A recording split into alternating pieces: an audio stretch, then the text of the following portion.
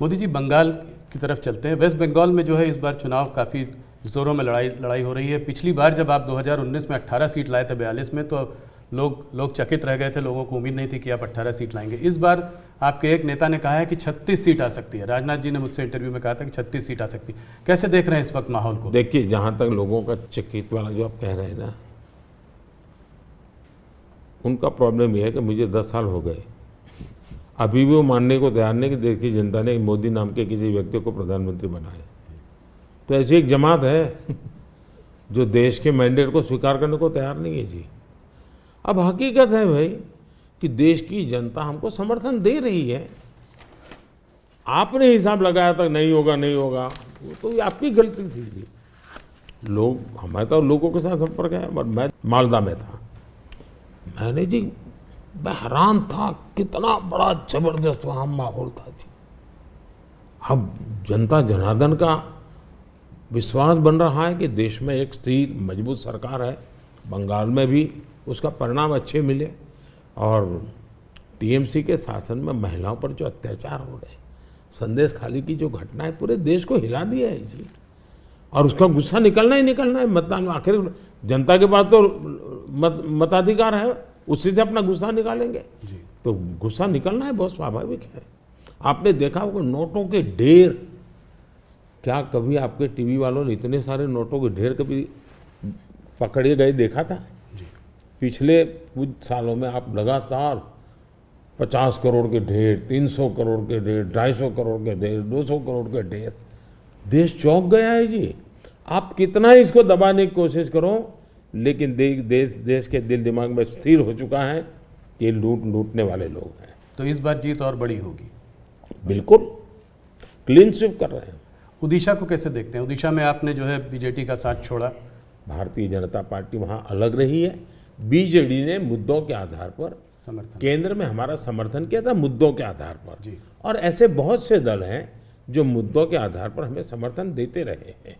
तो बीजेडी का हमारा नाता हो रहा, राज्य के अंदर हम बिल्कुल, उड़ीसा की पूरी अस्मिता खत्म हो रही भाई।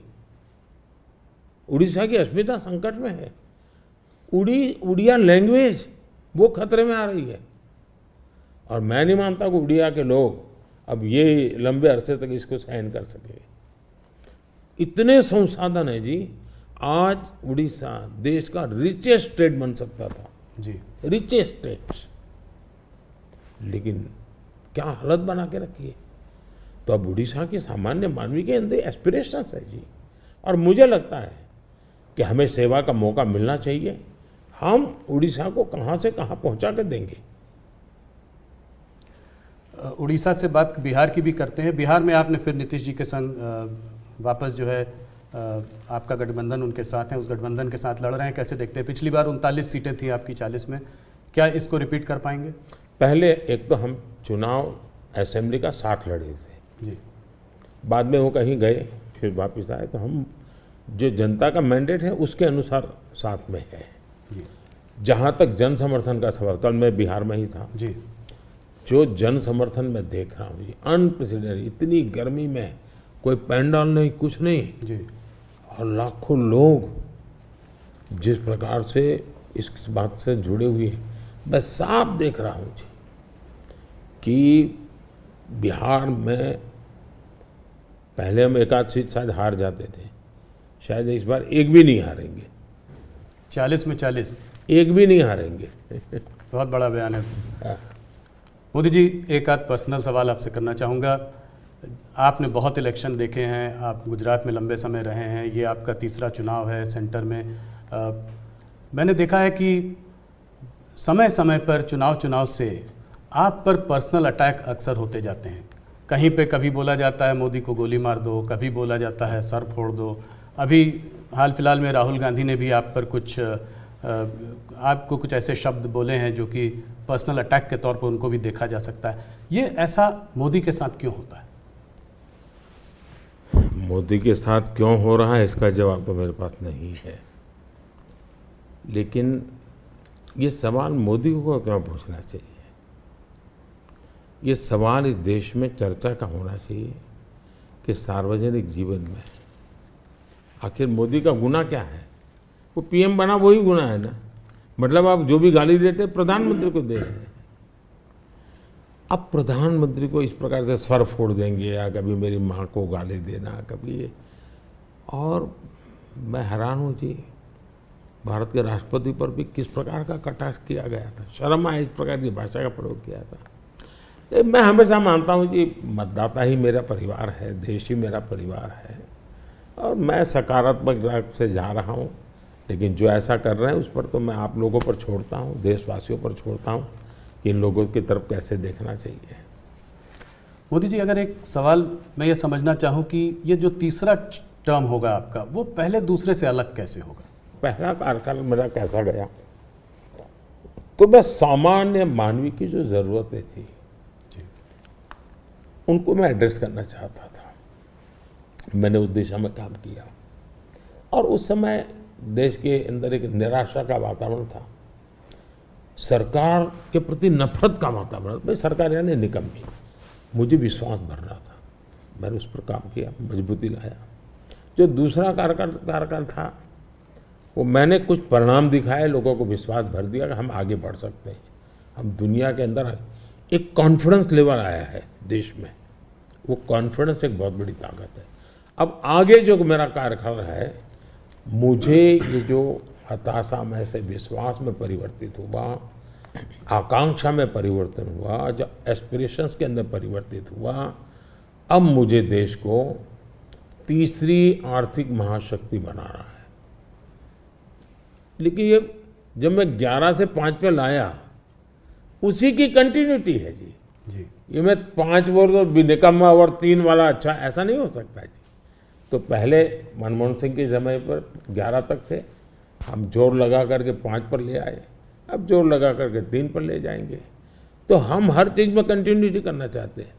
अब जैसे बिजली, हमने बिजली पहुंचाने का बड़ा अभियान चलाया, बिजली पहुंचा दी। अब मेरा लक्ष्य है पीएम सूर्यघर योजना और 0 बिजली बिल, और मैं हर घर पर सोलार सिस्टम लगे, और मैं सिर्फ बिजली का बिल 0 चाहता हूँ, इतना नहीं, मैं 3 चीज़ें चाहता हूँ। एक, हर परिवार का बिजली का बिल 0 हो। दूसरा, अतिरिक्त बिजली जो हो वो बेचे, कमाई करे। तीसरा, जमाना इलेक्ट्रिक व्हीकल का आएगा। मुझे आत्मनिर्भर होना है एनर्जी के सेक्टर में, और इसलिए मैं चाहूँगा जिसके पास भी स्कूटी हो, मोटर हो, जो भी हो, उसका चार्जिंग अपने घर में ही हो जाए और सोलार से हो जाए। मतलब आज उसका जो ट्रांसपोर्टेशन का महीने का 1000-2000 रुपया खर्चा आता है, वो भी 0 हो जाए। ये त्रिविध बेनिफिट नागरिक को और देश को, पर्यावरण का बेनिफिट, देश को आज पेट्रोलियम इंपोर्ट करने का जो अरबों अरबों डॉलर जा रहे हैं बाहर, वो बंद हो जाएगा। तो मल्टीपल बेनिफिट वाला योजना। अब जैसे स्टार्टअप हब, मैन्युफैक्चरिंग हब बनाना है मुझे, इनोवेशन हब बनाना है, यानी मैं एक बिल्कुल नए एरिया पर देश को ले जाना चाहता हूँ, और बड़े कॉन्फिडेंस का, और विजन मेरा क्लियर है, मुझे कोई दुविधा नहीं, मेरे पास तय है। नेक्स्ट 100 डेज जो है, 4 जून के बाद 100 डेज में मुझे क्या काम करना है अभी से मेरे पास क्लियर है। 5 साल में क्या करना है क्लियर है। 2047 में विकसित भारत बने, क्लियर है। इसलिए मैं कहता हूँ 24/7 फॉर 2047, ये मेरा मिजाज है। इस पर अलग से एक चर्चा करनी पड़ेगी आपको हमारे ग्रुप के साथ। आज विलास मुझसे सुबह एक सवाल पूछ रहे थे, मैंने कहा आप मोदी जी से खुद ही पूछना डायरेक्ट। आपने आपकी पूरी यात्रा में बहुत सारी कठिनाई का सामना किया है। ऐसी हालत में भी आप टफ डिसीजन लेते हैं, ये कैसा कर पाते हैं? देखिए, मैं टफ डिसीजन वगैरह नहीं लेता हूँ, मैं सही डिसीजन लेता हूँ। कोई टफ डिसीजन होता नहीं, सही भी होते हैं, किसी को टफ लगे किसी को ना लगे, ऐसा हो सकता है। लेकिन फिर भी मैं सोचता हूँ कि ये सब कैसे होता है। जैसा अचरज आपको होता है मुझे भी होता है कि मोदी ये कैसे करता है। फिर मैं सोचता हूँ नहीं, शायद परमात्मा ने ही मुझे इस काम के लिए भेजा हुआ है। मुझसे जो कुछ भी है वो कोई ईश्वरीय शक्ति करवा रही है, और वो ईश्वरीय शक्ति, ईश्वरीय प्रेरणा से मैं करता रहता हूँ। ये कोई परमात्मा की देन है, परमात्मा ने मुझसे कुछ काम लेना तय किया है, किसी पर्पज के लिए परमात्मा ने मुझे भेजा है। और इसलिए मैं ये जो बाकी तूफान चल रहा है उससे बहुत परे रहता हूँ। लेकिन इस तूफान में शांत कैसे रहते हैं? वही मैं उससे परे रहता हूँ। मुझे शायद परमात्मा ने यही राह दिखाई है कि तुम उन चीज़ों में मत उलझो, तुझे कोई बड़ा काम करना है, तुम अपने काम में लगे रहो। तो परमात्मा का निर्देश है, परमात्मा की इच्छा है, परमात्मा की योजना है, और शायद ये उसी का मैं एक निमित्त हूँ, कुछ नहीं हूँ।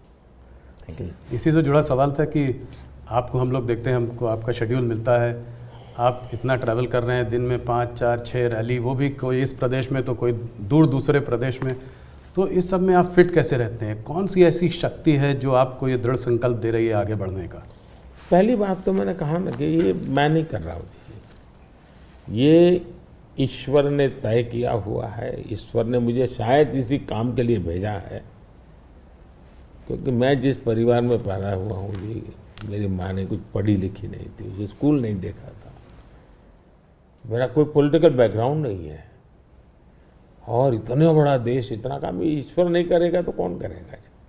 और मेरे लिए 2 ईश्वर हैं, एक जिसको हम देख नहीं पाते हैं, और दूसरे वो जो जनता जनार्दन है। मैं जनता जनार्दन को भी ईश्वर का ही रूप मानता हूँ, और दूसरा परमात्मा के प्रति मेरी अपार श्रद्धा है। शायद परमात्मा ने मुझे इस काम के लिए भेजा है, जनता जनार्दन ने आशीर्वाद दिया है, शक्ति दी है। जहाँ तक मैं काम क्यों कर पाता हूँ,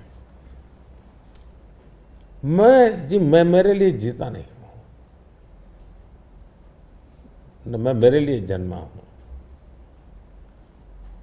तो मेरे मन में हमेशा रहता है कि मुझे जितना समय मिला है उसका पल पल मैं देश के काम आऊँ। जहाँ तक मैं दौड़ता मैं मानता है लोकतंत्र एक बहुत बड़ा उत्सव है, फेस्टिवल है जी। ये जनता जनार्दन के दर्शन करने का अवसर है जी।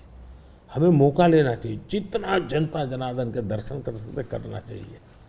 लोकतंत्र का एक उत्सव है जिसमें संवाद होना चाहिए जितना ज़्यादा।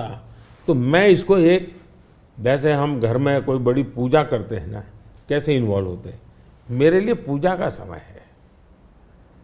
मेरे 140 करोड़ देवता, उनकी मैं पूजा कर रहा हूँ, उस भाव से मैं चलता हूँ, लगा रहता हूँ उनमें, वो खप जाता हूँ और थकता नहीं हूँ, भगवान को देख के आता हूँ। मोदी जी बहुत बहुत धन्यवाद आपका, आपने अपने समय, इतना समय निकाला। आपके नारे की तरह इस बार हमारा भी एक नारा है,